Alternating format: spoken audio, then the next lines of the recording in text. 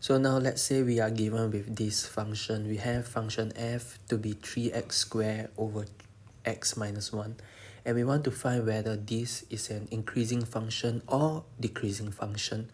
So in order to do that, we have to differentiate this function x first. So we're going to get the first derivative to be 3x, x minus 2 over x minus 1 squared. You can see that the numerator I factorize out 3x. The reason why I do this is because now they say that the range is from x is more than 2. This is the range that is given. So we're going to see each of them individually. So we have 3x. If x is more than 2, 3x will be more than 0.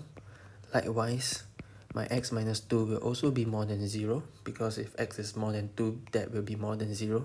And we have our x minus 1 square. Anything square, whether is it positive or negative, will always be positive, so it's more than 0 as well.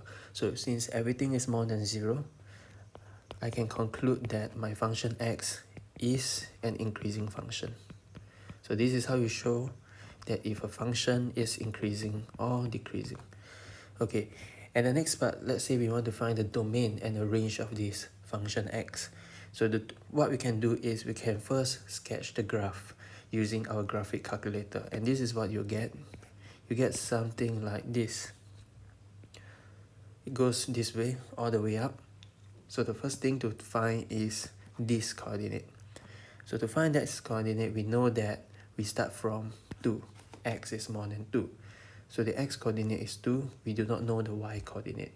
So we got to substitute this 2 inside our original function. So we have, when x is 2, we get that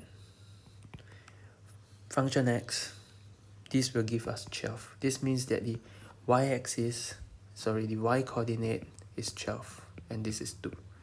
So to find the domain, we know that it starts from here and it goes all the way to here towards infinity.